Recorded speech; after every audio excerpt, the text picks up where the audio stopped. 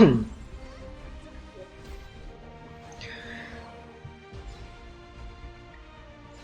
YouTube, today we are going to look at Swords of Legends Online, a game that I have been expecting to come to the West from a very long time. As you can see, the combat is pretty flashy, your skills are really flashy and cool. However, the game is not like a true action combat, it's more like Blade and Soul, where your auto attacks and your main two auto attacks, like left and right click, will hit the target, but you can miss with your other attacks if there's like one dodge mechanic in the game. And you also have different skills that like you jump away from the target, or you like move in a certain space. The game will be released by Gameforge.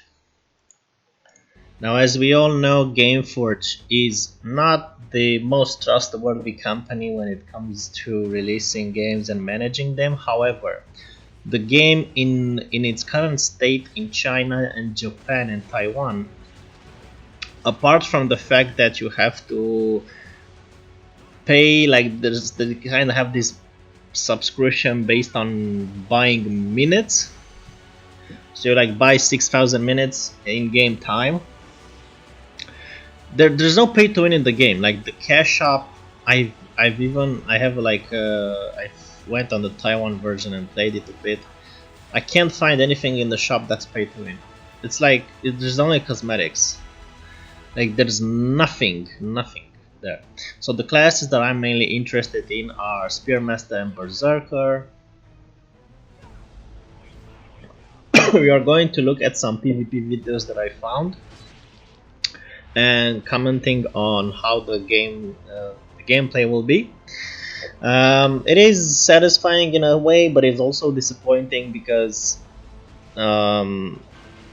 I would have expected the combat to be more towards true action combat rather than some reskinned Blade and Soul wannabe, you know.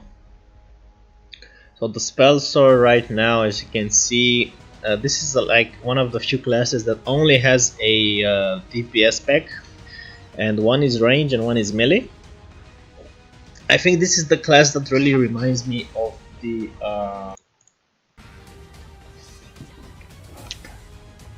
I had to pause and resume the video. So the combat is a bit disappointing. There's no pay to win in the game. There's nothing in the cash shop except for cosmetics. I think Spell Sword is one of the classes that really reminds me of martial art mangas and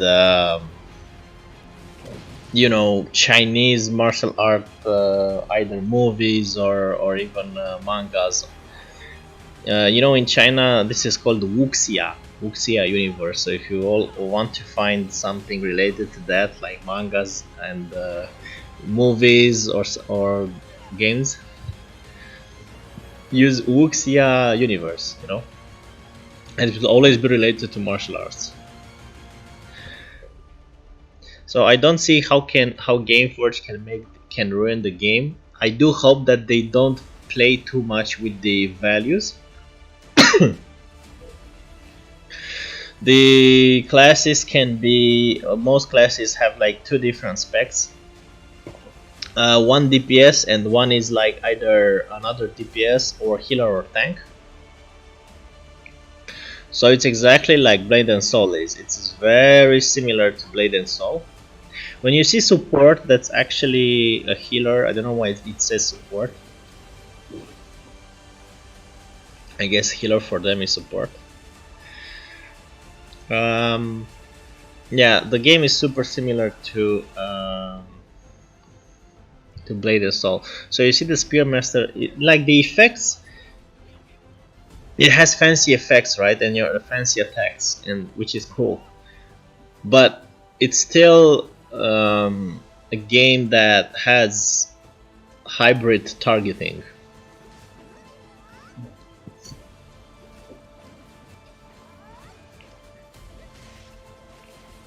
So it has hybrid targeting. We'll be watching some PvP videos later, and I'm gonna tell you what I see from my perspective. So the final thing I'm going to say about the game is that I'm going to play it, even though I'm a bit disappointed by the combat, because I was expecting a more traction combat game. I did play Black Desert Online, and it's very hard from me as a very PvP enthusiastic person to go from a game that has pure traction combat, going from a pure traction combat game to any type of other game that claims to have traction combat, but in reality it's hybrid. So I don't like it when people try to make their game something that is not. Like, just say it's hybrid. Like when I was playing the Taiwan version, I literally had the option of either choosing the RPG targeting style or the traction combat style. So you can't say that your game is like traction combat, because it isn't. It is exactly, from what I've seen, like Blade and Soul. The only thing that I expected to, it will be interesting to see if how can Gameforge ruin the game. First of all, I don't think there will be anything pay to win at launch and for a time after launch. I do hope they will not mess up with the values of damage from the classes and fuck up the balance, because the classes are pretty balanced in China. Of course, the newer classes like Samurai, maybe Archer too, but I know Samurai is like the, the most damaging class. We won't have Samurai at launch anyway. But that's more in PvE. I don't know how the Samurai is in PvP. So as you can see, very flashy combos. I do like that. I do like the Chinese style of martial arts, and it's something that really attracts me to the game. But I am disappointed by the combat, because I thought it would be something more evolutionary. I thought that it will be a bit more complex.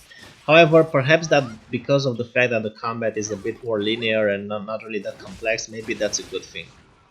Now, I know in the game that another thing to think about is the fact that even though you have one CC break on character in PvP, after you used it, you can get CC'd again. And the thing is, apparently there's no CC limit. So basically, if someone can just CC you until the end of days. Obviously, most CC skills that I've seen are kind of like on cooldown. The classes don't really have more than 1 or 2 CCs. So you're gonna have to really play your class super good to actually do a CC chain. And even if you do a CC chain, you won't.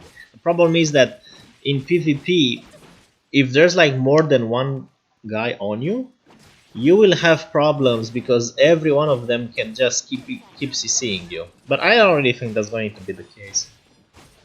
We're going to watch some PvP videos that I found online, and we're going to comment on them based on my MMORPG experience. And I am looking forward for the beta on this game. So that's gonna be all.